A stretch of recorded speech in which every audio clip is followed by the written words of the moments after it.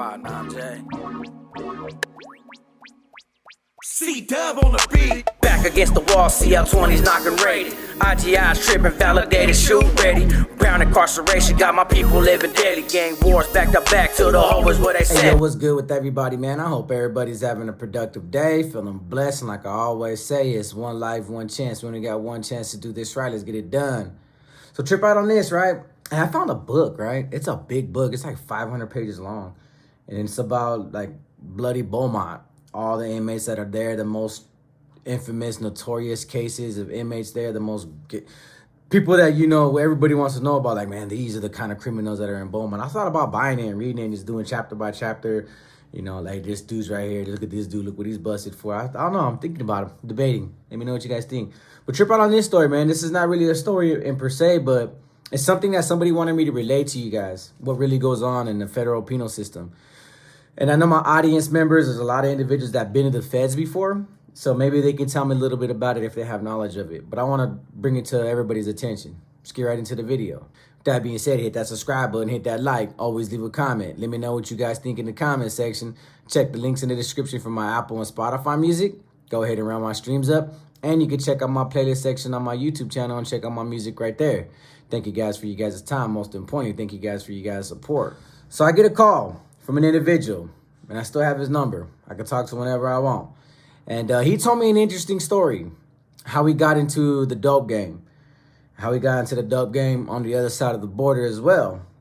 And he wanted to express something that he did, and he was real honest about it. You know what I mean? So I have to give him that. I have to respect him for what he said. And, you know, not a lot of people will come forth and say that this is what they did to get out of jail early.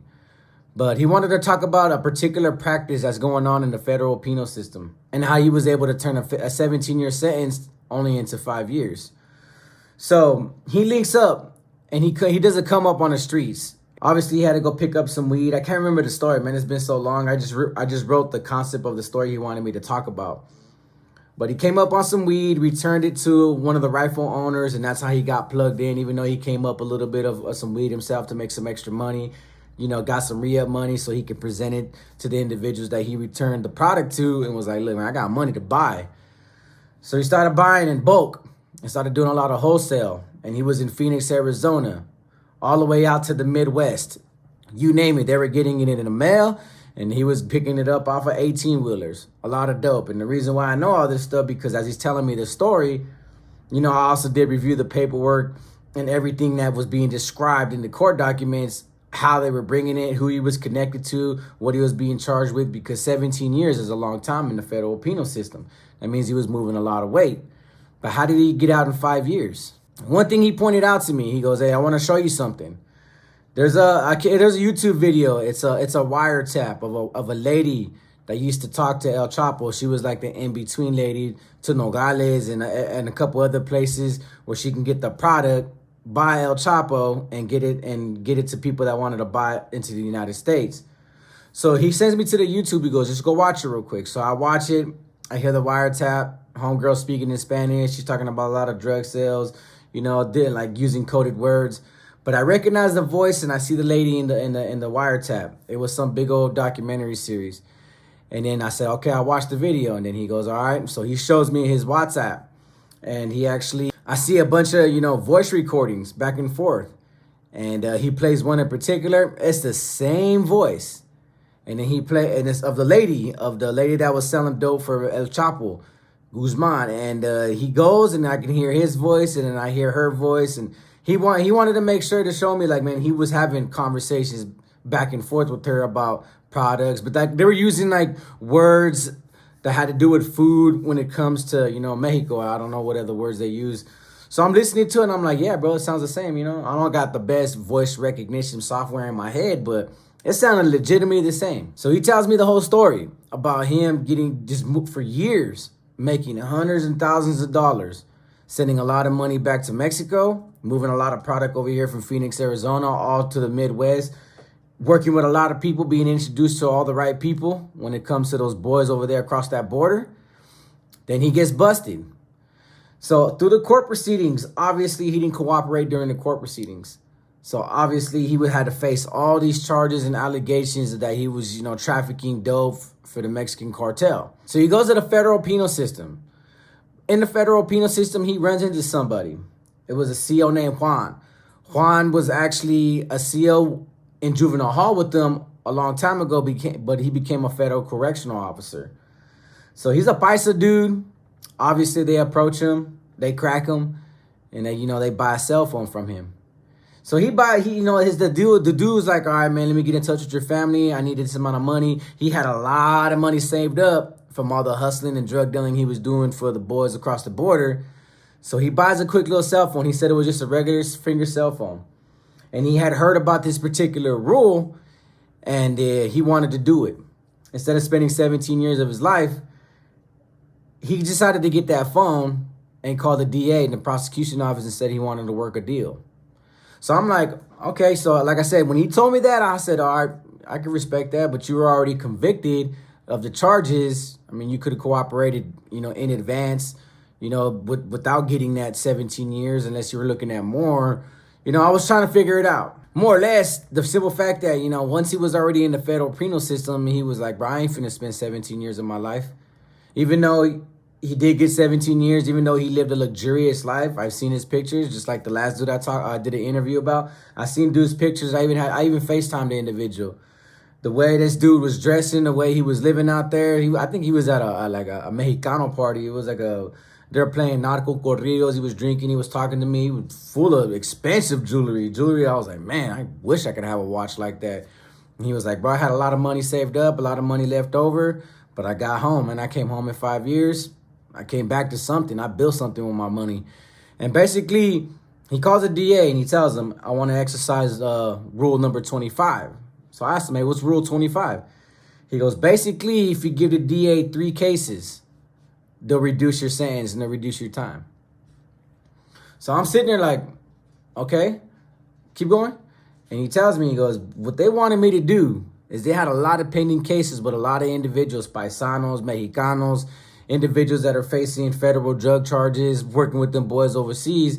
And I had been working for these individuals for quite some years. So I knew the language, I knew the lingo, I knew the routes, I knew some people.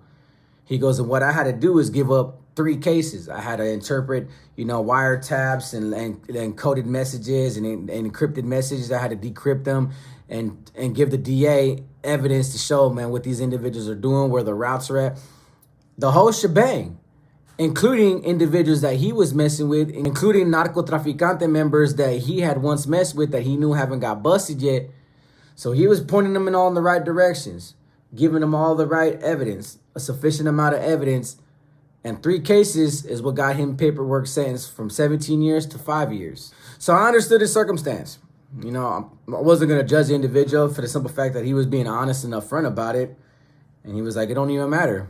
I was going to face 17 years, but exercising Rule 25 allowed me to come home in 5 years, and I'm living my best life now. I'm not going to do that life. I got legitimate businesses now. I got money set to the side. I'm living a great life. I came home. He goes, so my loyalty wasn't to them no more. It was for myself. And I came home to my family, came home to my wife and kids, and I'm living a normal life now, just like everybody else.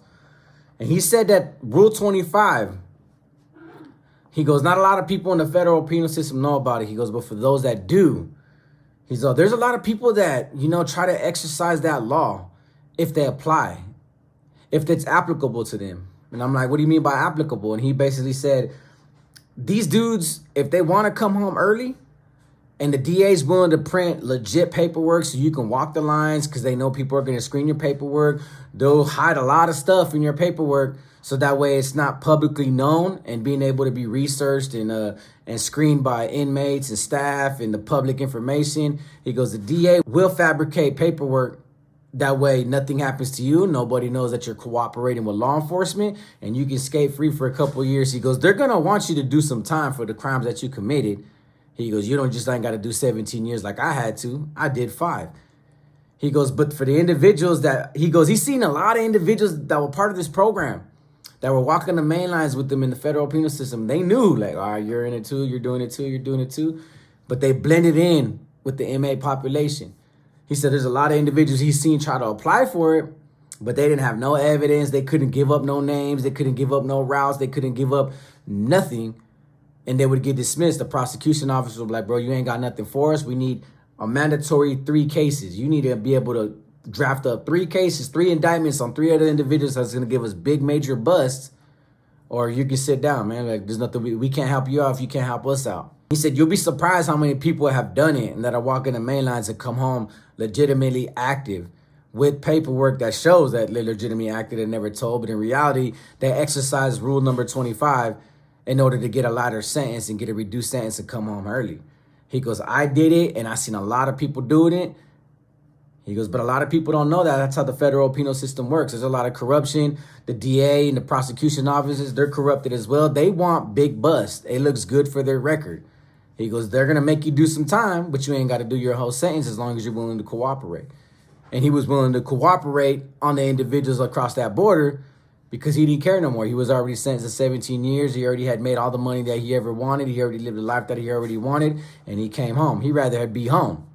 So he took that risk, and he came home, and he's just living in the free world. I don't know what he's doing legitimate-wise, but, you know, I haven't been able to talk to him. All I can say was, hey, you made it home. You did what you had to do, self-preservation. You know what I mean? Appreciate the story. The part that kind of threw me off, you know, he was like, hey, that's the Raza's downfall. And I was like, I thought about it, and I can't remember the conversation. Maybe I'll have a conversation with him again. But he was basically saying that a lot of Raza, you know, they turn to this lifestyle for money, for luxuries, to live that life. Just, you know, everything's for monetary gain. But just the way narcotraficante members over there will turn on you in a heartbeat for any little reason. Money missing, you know, they're suspicious. They're all coked out. Like, oh, man, you know what? I can't trust you now. Something's weird. You're off. I might as well just throw you in a desert and bury you and take off your head and just get rid of my problem before it becomes a problem. You know, there's individuals on this side that are trafficking for these individuals that are turning on them too. Like, well, before you turn on me, I'll turn on you and just give you up and I'll get a lighter sentence and come home. Maybe the downfall he was talking about is just in the penal system that a lot of these individuals are cooperating with law enforcement to get reduced sentences, come home early. You know, the concept of loyalty has been gone for a very long time. You know, people will live this lifestyle and do all they have to do until they face that prosecution, until they face that long sentence. And then they finally say, you know what, enough's enough. I got to start doing it for myself and get other people indicted in order for them to come home. But he wanted to talk about Rule 25, and he wanted to let it be known to the public. Like, that's what's going on in the federal penal system that nobody really knows about or nobody talks about. And for those that do know, really don't say anything because they live with the shame and guilt that, you know, they did have to cooperate with law enforcement in order to come home. But he wanted me to bring it to light, so I brought it to you guys' attention. For those that have been in the federal penal system, whether you heard of Rule 25 or not, he said it's a real legitimate thing, and that's how he was able to come home. From 17 years, reduced down to 5 years. So let me know what you guys think about that subject matter. So with that being said, like I always say, it's one life, one chance. When you got one chance to do this right, let's get it done. Peace.